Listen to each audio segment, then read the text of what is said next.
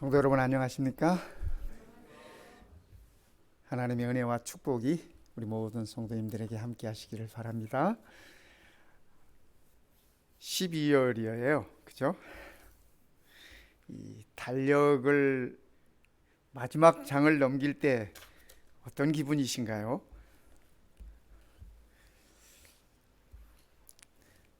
참 오늘 우리 신재숙 집사님이 성도님들께 달력을 모두 다 선물로 하나씩 갖다 드리셨어요. 가실 때 가져가시기 바랍니다. 제가 보니까 아주 세계적인 명화로 이렇게 채워 놓으셨던데 참 감사합니다. 한 해 마지막 달력을 이렇게 넘길 때 우리는 한 해를 돌아보게 되죠. 또 한 해를 나름대로 정리해 보게 되죠. 한 해 동안 있었던 여러 가지 일들을 통해서 하나님의 인도하심이 어떠했는지, 또 하나님의 도우심이 어떠했는지, 또 우리 성도님들의 삶이 어떠했는지 우리가 돌아보게 되는 것입니다. 오늘 말씀 속에서 우리가 하나님의 자녀로서의 어떠한 모습들인지 한번 우리의 모습을 이렇게 형상화해 보면 좋겠습니다. 저는 오늘 자부심이라는 말을 제목으로 해서 말씀 속에서 한번 은혜를 나눠보고 싶습니다. 자부심이 뭐냐면 영어로는 pride라고 하는데 사전적인 정의는 이렇습니다. 이 사전에서 정의해 놓은 것을 보면은 자기 자신 또는 자기와 관련되어 있는 것에 대하여 스스로 그 가치나 능력을 믿고 당당히 여기는 마음이다. 어떻습니까? 우리가 우리 자신에 대해서 좀 자부심이 있나요? 이 말씀에 비추어 보면, 자부심이라는 이 정의에 비추어 보면, 그 해병대 출신들은 죽을 때까지 내가 해병대라는 얘기를 하더라고요. 그래서 한 번 해병은 뭐 영원한 해병이다 뭐 이러면서, 그게 자부심이에요. 자부심. 이 다른 군인들에 비해서 해병대원들이 좀 이렇게 훈련도 더 많이 하고 또 극한 상황도 이렇게 더 극복하고 뭐 그러는 것들이에요. 그러니까 그런 자부심이 이렇게 강하게 있는 것 같습니다. 요즘은 또 뭐 군인들도 부대에 따라서 자기 부대가 최고라고 또 뭐 이렇게,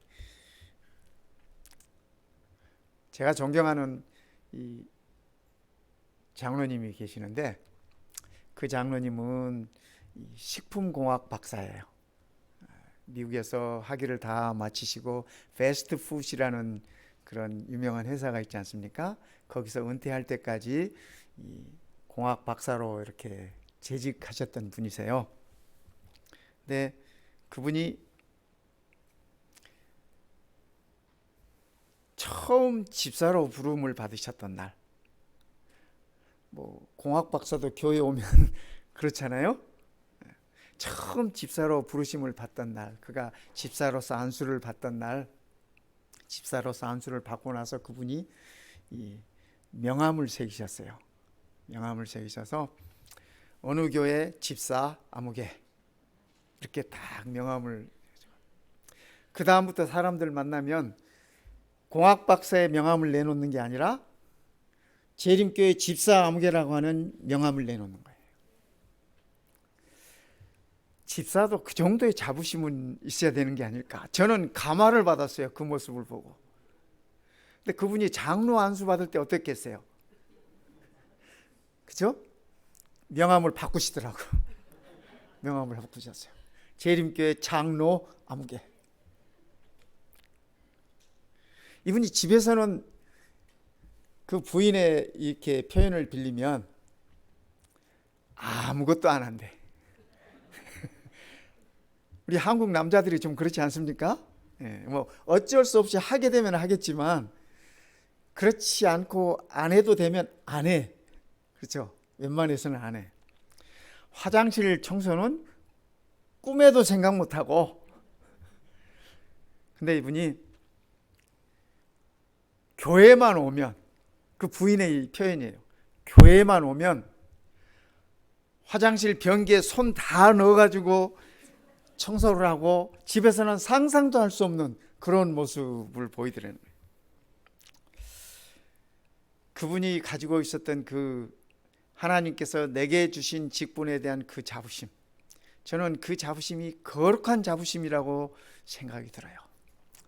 오늘 말씀 속에서 우리는 하나님의 자녀로서 어떤 자부심들을 갖고 어떤 자부심들을 지니고 살아야 할지 한번 우리가 살펴보면 좋을 것 같습니다. 오늘 본문의 말씀을 읽겠습니다. 섬들아 내게 들으라, 먼 곳 백성들아 귀를 기울이라. 여기 섬들아 하는 얘기는 온 세상 사람을 다 가리키는 말이에요. 여호와께서 태에서부터 나를 부르셨고 내 어머니의 복중에서부터 내 이름을 기억하셨으며 내 입을 날카로운 칼같이 만드시고 나를 그의 손그늘에 숨기시며 나를 갈고 닦은 화살로 만드사 그의 화살통에 감추시고 내게 이르시되 너는 나의 종이요 내 영광을 내 속에 나타낼 이스라엘이라 하셨느니라. 그러나 나는 말하기를 내가 헛되이 수고하였으며 무익하게 공연히 내 힘을 다하였다 하였도다. 참으로 나에 대한 판단이 여호와께 있고 나의 보응이 나의 하나님께 있느니라. 이제 여호와께서 말씀하시나니 그는 태에서부터 나를 그의 종으로 지으신 이시요 야곱을 그에게로 돌아오게 하시는 이시 이스라엘이 그에게로 모이는도다. 그러므로 내가 여호와 보시기에 영화롭게 되었으며 나의 하나님은 나의 힘이 되셨도다. 그가 이르시되 네가 나의 종이 되어 야곱의 지파들을 일으키며 이스라엘 중에 보존된 자를 돌아오게 할 것은 매우 쉬운 일이라. 내가 또 너를 이방의 빛으로 삼아 나의 구원을 베풀어서 땅끝까지 이르게 하리라. 이 이사야 49장은 이 성서학자들이 얘기할 때 제2의 종의 노래라고 합니다. 이사야서에 이 제2의 종의 노래라면 제1의 종의 노래도 있겠죠. 제1의 종의 노래는 아마 우리 성도님들이 익히 잘 아실 거예요. 이사야 53장. 이사야 53장 메시아에 관한 그 말씀이 첫 번째 종의 노래고, 두 번째 종의 노래가 이 이사야 49장입니다. 그래서 이 이사야 49장도 메시아의 사명에 관해서, 메시아의 부르심에 관해서, 메시아가 오실 것에 관해서 이렇게 예언하면서 우리들에게 주시는 말씀입니다. 이 말씀 속에서 우리는 우리가 지녀야 할 자부심들을 찾아보는 것입니다. 첫 번째 자부심은 선택받았다고 하는 자부심입니다. 선택받았다는 것. 이 사람이 선택받았다고 하는 것은 참으로 소중한 생각입니다. 학교에서 혹은 직장에서 사람이 왕따를 당한다면, 그죠? 그 참 괴로운 일 아니겠습니까? 왕따가 뭐예요? 선택받지 못했다고 하는 그런 느낌입니다. 버림받았다고 하는 그런 느낌입니다. 이게 내쳐졌다라고 하는 그런 생각입니다. 어떤 소외감. 그런데 하나님이 자녀들이 지녀야 할 것은, 자부심은 내가 선택받았다고 하는 사실입니다. 섬들아 내게 들으라, 먼 곳 백성들아 귀를 기울이라. 여호와께서 태에서부터, 나의 어머니 뱃속에서부터 하나님께서 나를 부르셨어요. 하나님께서 나를 선택하셨다는 겁니다. 내 어머니의 복중에서, 뱃속에서 내 이름을 기억하셨으며. 성도 여러분, 우리가 다 이런 생각을 갖는다면 세상에서 조금 이렇게 이 소외되었다 느껴질지라도 견뎌낼 힘이 생길까요? 세상에서는 선택받았다고 하는 그런 개념을 무슨 가문이니 학벌이니 재능이니 소유니 뭐 이런 것들로 따져요. 이런 것들로. 근데 우리 하나님은 그런 것이 아무런 문제가 없어요. 내가 어머니 태 속에 있을 때 이미 하나님께서는 우리를 선택하신 것이고, 내가 어머니 뱃속에 있을 때 이미 하나님께서 우리를 부르셨다고 하는 사실입니다. 예수님께서도 동일한 말씀을 하셨어요. 너희가 나를 택한 것이 아니요 내가 너희를 택하여 세웠나니 이는 너희로 가서 열매를 맺게 하고 또 너희 열매가 항상 있게 하여 내 이름으로 아버지께 무엇을 구하든지 다 받게 하려 합니다. 예수님께서 제자들을 모으시고 그 제자들에게 일러주신, 제자들이 평생 잊지 못할 말씀을 주신 것입니다. 너희가 나를 택한 것이 아니다. 내가 너희를 택했다.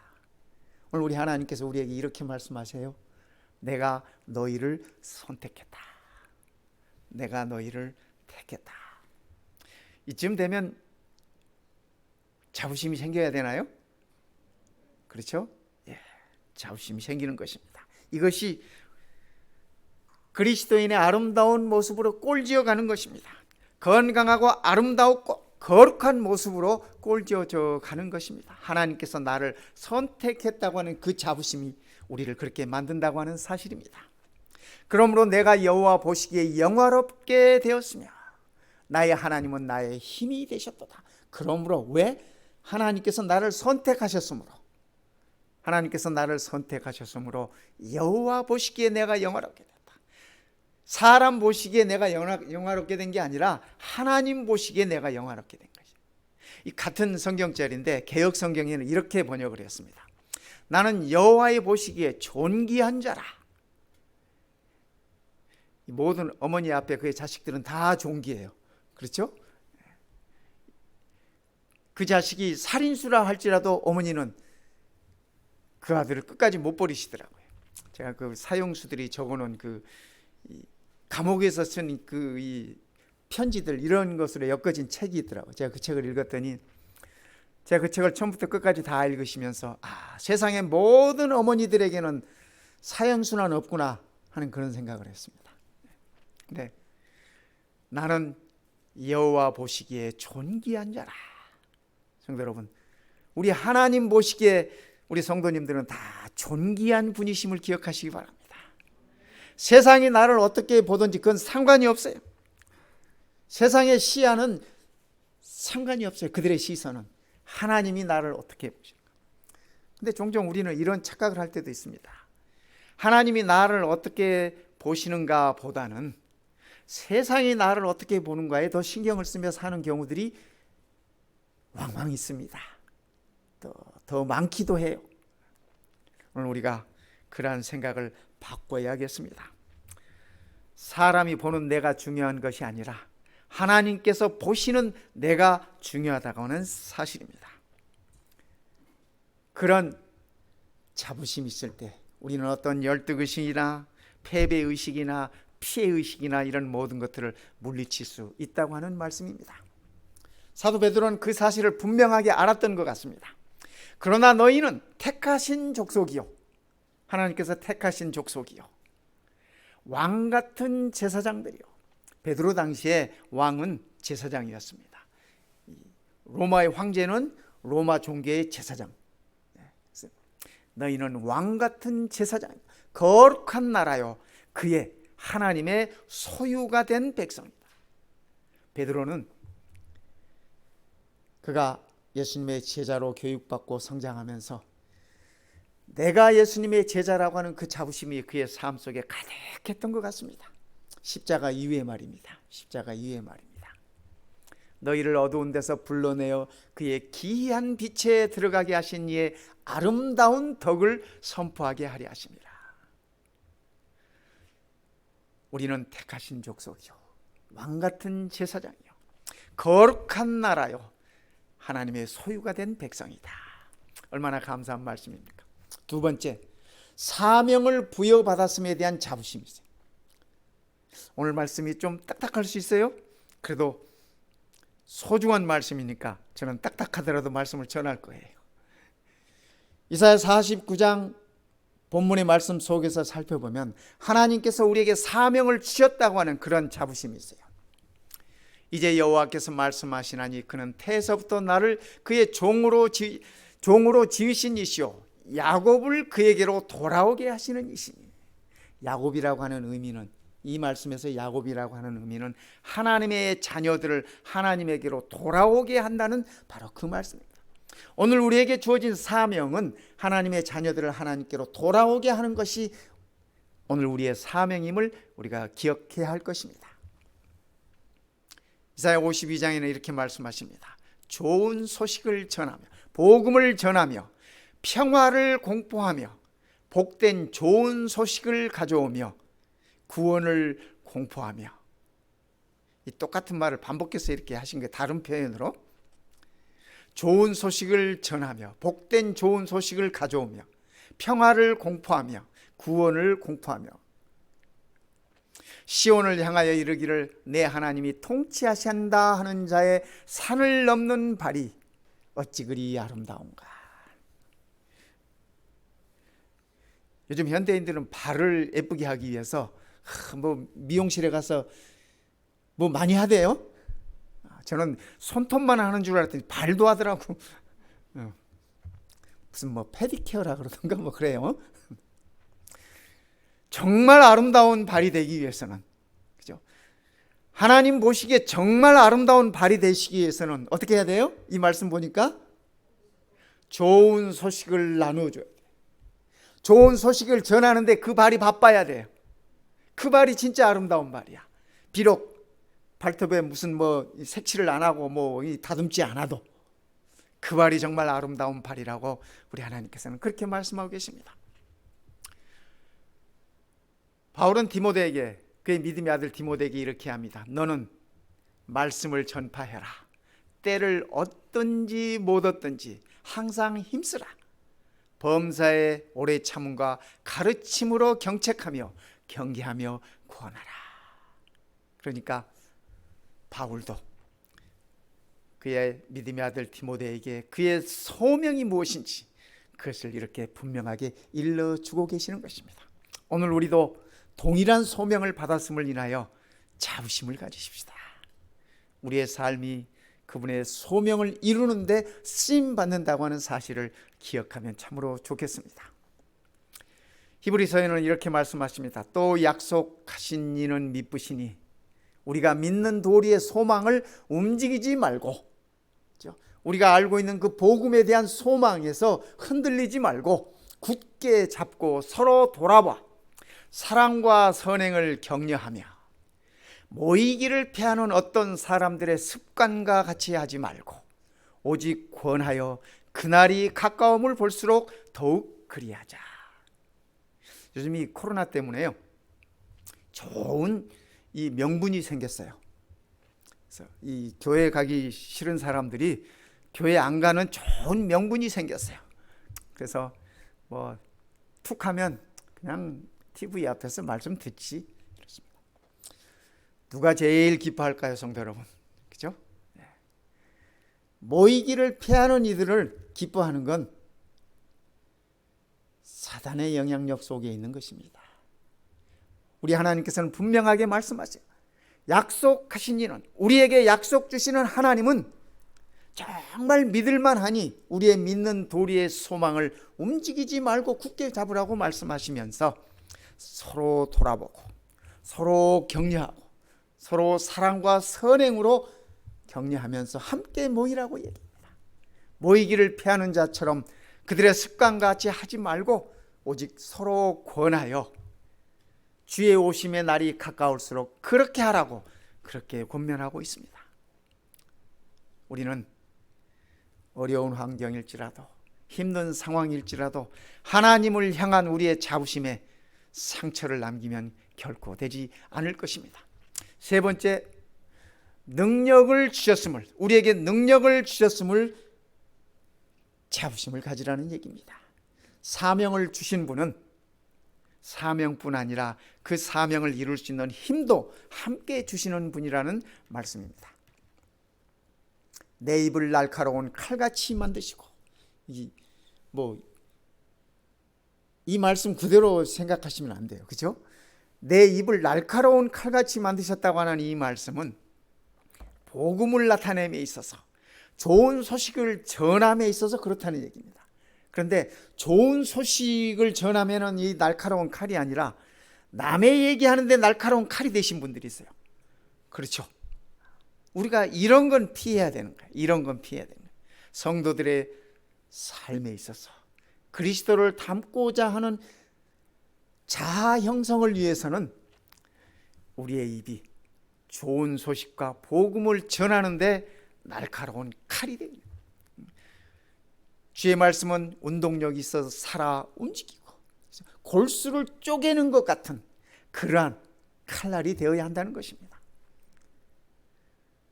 다른 이의 마음에 스크래치를 내고 상처를 내고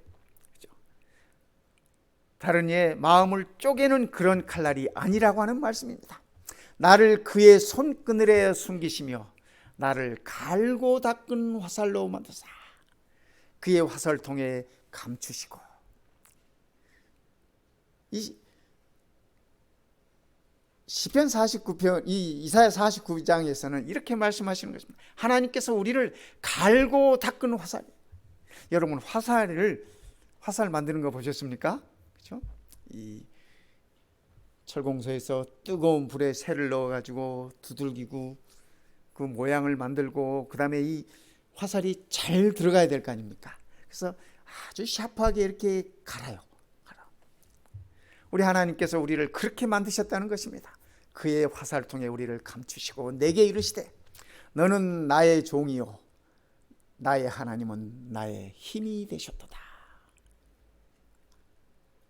성도 여러분, 하나님이 우리의 힘이라고 하는 그러한 자부심을 우리가 지녔으면 좋겠습니다. 우리에게 사명을 주신 하나님께서 우리에게 감당할 힘도 주신다는 얘기입니다. 나의 하나님은 나의 하나님이 되셨도다. 나의 힘이 되셨도다. 힘 빠질 때 우리 하나님 생각하면 좋겠습니다. 그렇죠?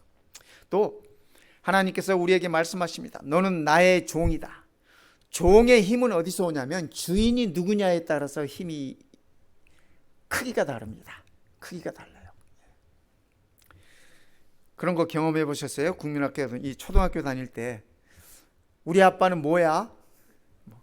우리 아빠는 뭐야? 어린 애들이니까 서로 아빠가 뭐라고 하는 얘기를 하면서 그게 힘의 크기를 나타내는 겁니다. 그게 힘의 크기를 나타내는 거죠. 우리 하나님이 우리를 가르쳐서 너희는 나의 종이다 이렇게 말씀하세요. 그러면 나의 주인은 누구예요? 하나님. 온 우주에서 우리 하나님보다 더 크신 이가 없어요. 그러니까 우리가 힘이 제일 센 사람이야. 세상 말로 하면 빽이 제일 센 사람이야. 그죠? 그러한 자부심이 우리를 이끌면 참으로 좋겠습니다. 다윗이 그 사실을 이해했던 것 같아요. 나의 힘이신 여호와여. 다윗이 지은 노랫말입니다. 나의 힘이신 여호와여, 내가 주를 사랑하나이다. 여호와는 나의 반석이시오 나의 요새시오. 반석도 요새도 다 힘의 상징입니다. 나를 건지시는 이시오 나의 하나님이시오. 내가 그 안에 피할 나의 바위시오. 하나님은 나의 피할 바위라는 말씀입니다. 나의 방패시오. 적들이 어떤 공격을 해와도 다 막아낼 수 있는 나의 방패시오. 나의 구원의 뿌리시오. 나의 산성이시로다. 이 구원의 뿌리라는 말은 무슨 말이냐면 구약시대 성소에 들어가면 제단이 있어요. 제단에 네 기둥에 뿔이 있습니다. 근데 죽임을 당할 죄를 지은 자들도 성전에 들어가서 그 뿔을 잡으면 살려뒀습니다. 그래서 그 뿔을 잡는 것은, 그 뿔은, 제단의 그 뿔은 범죄한 자에게 있어서 생명이에요. 마치 이스라엘 백성들이 범죄한 다음에 도피성으로 들어가면 거기서 살아남았듯이 같은 의미입니다. 이 도피성도 그렇고 제단의 뿔도 그렇고 다 우리 예수님을 상징하는, 메시아를 상징하는 것들입니다. 여호와는 나의 구원의 뿌리시오. 다윗이 얼마나 큰 자부심으로 살았는지 우리가 느껴볼 수 있는 그러한 부분입니다. 오늘 교과 공부하면서 우리 육장로님 그런 말씀하셨어요. 하나님만이 질투하시는 분이 아니라 우리도 하나님을 욕되게 하는 자들에게 질투 좀 하자 그러셨어요. 저는 참 그 말씀이 감사했습니다. 우리가 그런 자부심으로 당당하게 살아가면 좋을 것 같아요. 그렇지 않습니까? 세상을 향해서, 죄를 향해서, 악을 향해서 다윗이 골리앗 앞에 섰을 때 뭐라고 했는지 기억나시죠? 너는 창과 방패를 가지고 내게 오지만 나는 여호와 하나님의 이름으로 내게 나온다.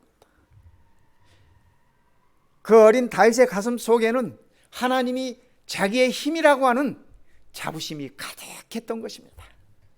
이 어려운 시기에 우리도 이런 자부심을 회복하고 이런 모습으로 살아가면 참으로 좋겠습니다.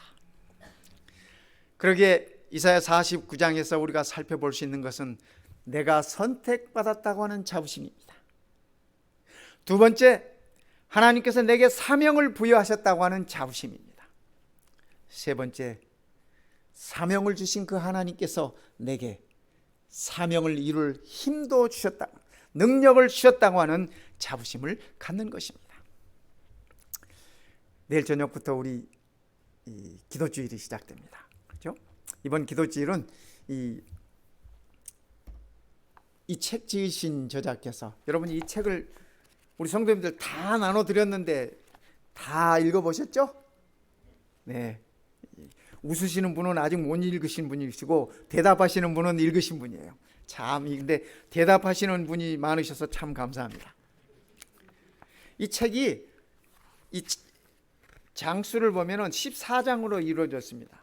근데 원래는 이 책이 7장으로 이루어져 있는 책인데 읽으시는 분들의 편의를 위해서 이 책을 다시 이렇게 발간하면서 7장으로 똑같은 내용을 14장으로 이렇게 구별해 놓은 것입니다. 그래서 우리 강사님께서 이 말씀을 하실 때 하루에 이 책으로 하면은 2장씩에 있는 내용들을 이렇게 요약하고 이렇게 뭐 덧붙이고 이렇게 해서 말씀을 주실 거예요. 그러니까 아직 못 읽어보셨다면, 그죠? 하루에 2장씩이라도 읽으세요. 말씀 듣기 전에. 그건 하실 수 있겠죠. 뭐 앉아서 한 10분 정도 앉아 계시면 읽을 수 있어요. 그래서 우리가 말씀을 들음에 있어서 우리가 말씀을 받을 수 있는 마음을 준비해야 돼요. 그렇죠? 그래서 우리가 이 책을 보면서 꼭 그렇게 하시길 바라고, 지금이라도 이 책을 혹시 없으신 분은 말씀하세요. 교회 책이 있어요. 다 드리겠어요. 성령의 약속은 어느 시대나 어떤 족속에게 제한되어 있지 않다. 그리스도께서는 성령의 감화가 세상 끝날까지 그를 따르는 자들과 함께 할 것이라고 선언하셨다. 그리스도를 개인의 구주로 받아들인 모든 사람들에게 성령을 권고자로, 성결케 하는 자로, 거룩하게 하는 자로, 인도자로, 그리고 증인으로 함께 하셨다. 사도행전에 있는 말씀이에요. 우리가 가끔 성령에 대해서 오해하는 경우들이 있습니다. 왜냐하면 성경에 이렇게 보면은 성령을 표현하는 얘기들이 다양하거든요. 다양해요. 그래서 그것 때문에 이렇게 가끔 오해하시는 분들이 계세요. 어떤 오해들을 하냐면 성령은 비둘기같이 임했다 이런 말씀을 하니까 뭐 비둘기, 또 성령은 바람 같다 그러셨으니까 성령이 바람, 혹은 뭐 사도행전에 보면 불의 혀처럼 임했다 그러니까 불의 모양으로, 뭐 이런 오해들을 합니다. 그래서 성령 하면 어떤 그 능력으로 생각을 해요. 힘, 파워. 그래서 뭐 성령을 받아라 막 이런 얘기를 하시잖아요. 어떤 개신교 목사님들은 그런 말씀들을 하시는 분들이 계시잖아요. 성령 받아라. 자기가 뭔데 성령을 주고 말고 해. 나는 그런 말씀 들으면 웃겨. 성령을 몰라도 너무 모르는 거야. 성도 여러분, 성령이 뭐예요? 하나님이세요. 하나님. 이 성령 하나님은 태초부터 세 분 하나님은 태초부터 함께 계신 분들이에요. 그래서 우리가 성령을 뭐 주고받고 뭐 능력, 힘, 바람 뭐 이런 걸로 생각하면 큰 오해죠. 성령은 내 안에 역사하시는 하나님이라고 하는 사실을 우리가 깊이 명심하셔야 됩니다. 그래야 우리가 말씀을 보고 이해할 때 오해가 생기지 않습니다. 구약 성경부터 성경을 쭉 살펴보면요, 제가 한 5분 만에 그냥 성경 마스터 해드릴게요. 에덴 동산에서 아담과 하와가 쫓겨날 때 화형검으로 에덴 동산을 지켰다고 창세기에 기록되어 있어요. 그렇죠? 그 검이 정말 불검이었겠어요, 성도 여러분?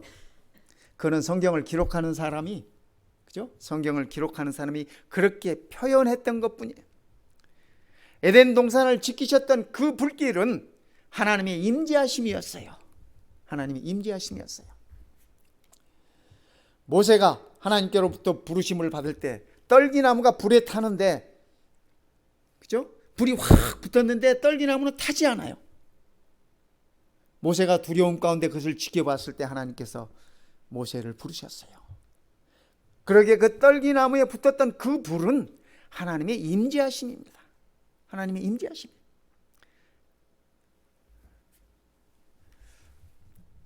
성소 안에 들어가 보면 쉐키나라고 하는 것이 있어요. 이 쉐키나가 하나님의 임재의 불길입니다. 이 지성소 안에 시은좌 위에 이 쉐키나, 하나님의 영광이 이렇게 있는데 같은 얘기예요. 같은 얘기. 엘리야가 갈멜산에서 바알의 선지자들과 더불어서 싸움을 했지 않습니까? 그래서 그 싸움에서 엘리야가 이겼어요. 왜요? 싸움의 척도는 뭐였어요? 제단 위에 있는 제단의 이거 제물을 태우는가? 태우지 않는가? 그 제물을 태우면 참신이고, 그 제물을 태우지 못하면 거짓신이고 가짜신이고, 바알의 선지자들이 하루 종일 온몸을 쥐어뜯고 상처를 내면서 부르짖어도 불이 있지 않았어요. 엘리야가 물을 채우고 물을 붓고 하나님께 기도했을 때 불이 제단 위에 그 제물을 태웠어요. 그 불, 하나님의 임재였습니다. 하나님께서 하신 거예요. 하나님께서. 죄인들이 하나님의 모습을 볼 수 없습니다. 그죠? 오순절에 다락방에 성령 하나님이 임하실 때 누가는 그렇게 표현했습니다. 불의 혀처럼 임하셨다고. 근데 그것은 누가가 표현한 표현일 뿐이고, 다락방에 있었던 제자들이 하나님의 임재를 그것처럼 본 것입니다. 그 불의 혀의 모습으로 오신 것은 성령 하나님의 모습이었습니다. 하나님의 모습이었어요. 하나님의 모습이었어요. 히브리서에 보면 이런 말씀이 있어요. 우리가 흔들리지 않는 나라를 받았은즉, 다 우리 얘기네요. 영원한 나라, 하나님의 왕국, 예수님께서 말씀하셨던 그 하나님 나라, 그죠? 그 나라를 받았은즉 은혜를 받자. 그 나라는 우리들에게 은혜로 주어진 나라예요. 이로 말미암아, 하나님의 나라를 받음으로 말미암아 경건함과 두려움으로 하나님을 기쁘시게 섬길지니. 아까 교과 공부하시면서 그런 말씀 들으셨잖아요. 사랑으로 뭐를 지킨대요? 계명을 지킨대요. 그죠? 공부 잘하셨어요. 마찬가지예요. 마찬가지예요. 우리가 흔들리지 않냐 하는 하나님의 나라를 받았은즉, 그렇기 때문에 경건함과 거룩함으로 두려움으로 하나님을 기쁘시게 섬기는 것입니다. 우리가 하나님을 섬겨서 하나님의 나라를 유업으로 받는 것이 아니고, 하나님의 나라를 받았기에 그 은혜로 우리가 하나님을 섬기는 것이 기쁨으로 말입니다. 기쁨으로 말입니다. 우리 하나님은 소멸하는 불이심이라. 성경은 우리 하나님을 표현할 때 태우는 불이라고 이렇게 표현하고 계세요. 요한계시록 21장에 보면은 둘째 사망의 모습을 표현하고 있습니다. 둘째 사망이라고 하는 것은 예수와 상관없이, 죽임을 당하신 어린 양과 상관없이 살다가 심판을 받는 자들의 모습이에요. 그래서 영원한 죽음으로 사라지는 그 자들을 위한 말씀이에요. 근데 그때 불과 유황으로 그들을 태운다, 이렇게 말씀하셨어요. 여러분, 저는 그 성경을 보면서 그리고 성경의 전체적인 이렇게 이 문맥 가운데서 이해하기를 하나님께서 불을 내려서 막 죄인들을 사른다, 그런 의미보다는 하나님의 임재를 통해서 죄 있는 자는 하나님의 임재 앞에 살 수 없어요. 죽음입니다. 영원한 죽음이에요. 예수 없이 죄인이 하나님 앞에 서는 것은 영원한 죽음이에요. 그래서 저는 둘째 사망의 그 불 또한 하나님의 임재다라고 저는 그렇게 이해를 하는 것입니다. 성도 여러분, 성령 하나님이 이런 하나님이십니다. 내가 겸손히 내 마음을 열면 언제든지 내 마음에 임재하시는 분, 언제든지 우리를 바른 길로 인도해 주시는 분, 내가 선택해야 될 때 언제든지 우리에게 바른 길을 제공하시는 분 말입니다. 선지자는 이렇게 적고 있어요. 보혜사 성령은, 여기 보혜사라는 표현은 예수님께서 하신 표현이에요. 그렇죠? 예. 보혜사 성령은 제자들의 것이었음과 같이 제자들이 다 성령 하나님의 임재를 통해서 그들의 사역을 마쳤어요. 그렇죠? 그랬었던 것과 같이 그 다음 문장 우리 같이 읽어볼까요? 오늘 시작. 오늘 우리들의 것이다. 여기 또 이 선지자의 표현이 우리들의 것이다 그러니까 또 뭐 무슨 물건이나 무슨 뭐 능력이나 그런 걸로 착각하시면 안 돼요. 그죠? 제자들의 가슴 속에 성령 하나님께서 임재하셨듯이 오늘 우리 안에도 성령 하나님께서 동일하게 임재하신다고 하는 말씀이에요. 그렇게 이해하면 우리가 정말 당당한 자부심으로 떳떳하게 세상과 맞설 수 있어요.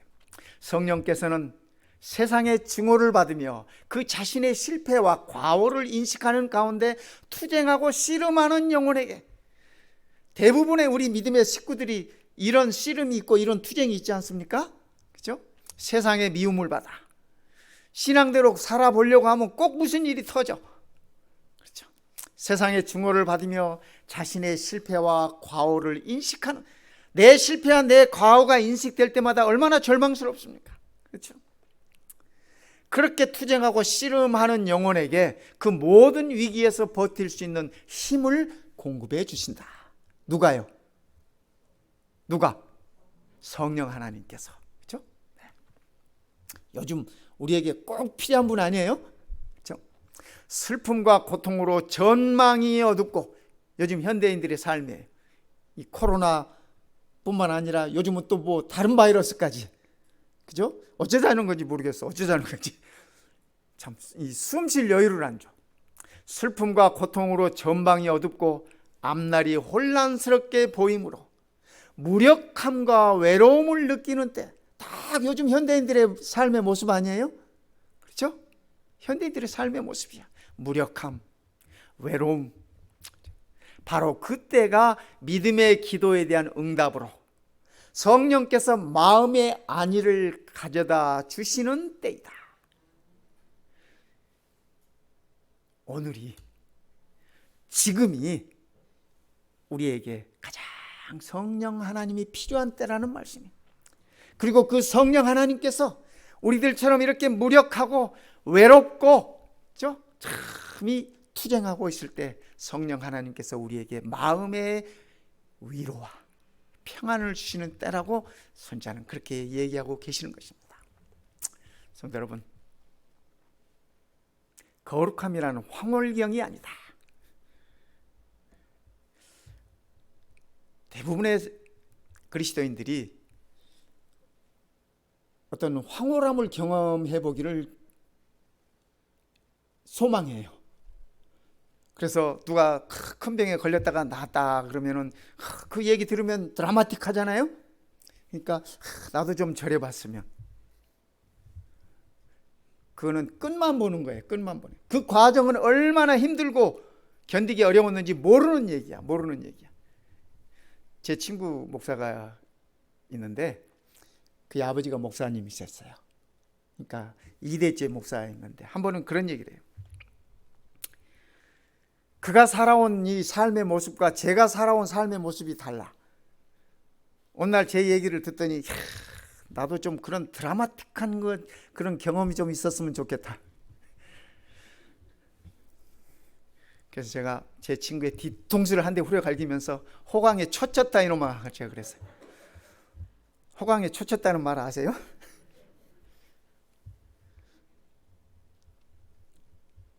그죠? 거룩함이란 그런 경험 속에 있는 게 아니에요. 그죠? 황홀경이 아니에요. 많은 그리스도인들이 이런 착각 속에 빠져 있습니다. 그것은 하나님에 대한 그것은 거룩함이란 그것은 하나님의 뜻에 대한 완전한 복종이요. 오늘 우리가 이거 확실하게 익혔으면 좋겠습니다. 거룩함이란 하나님의 뜻에 대한 완전한 복종이요. 하나님의 입에서 나오는 모든 말씀으로 사는 것이요. 거룩함이란 하나님의 말씀으로 사는 것이요.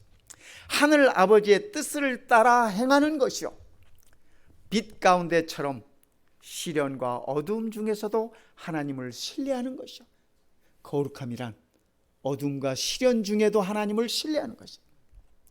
절대적인 확신을 가지고 하나님을 의지하고 그분의 사랑을 신뢰하는 것이다. 성도 여러분, 거룩함에 대한 자신이 좀 생기나요? 그죠? 우리의 몫이 아니라, 우리의 노력의 몫이 아니라 성령 하나님의 역사 속에서, 그죠? 우리의 믿음을 통해서 이르러 오는 것이라고 하는 사실을 우리는 성경의 가르침과 선지자의 말씀을 통해서 분명하게 알 수 있습니다. 내일 저녁부터 우리 연말 기도주일을 맞이하면서 성령 하나님의 역사가 우리 모든 성도들에게 정말 풍성하게 임하고 우리가 성령 하나님의 인도하심 따라 살면서 영원한 나라에까지 함께 가는 우리 모든 성도님들 되시기를 시간에 간절히 바랍니다.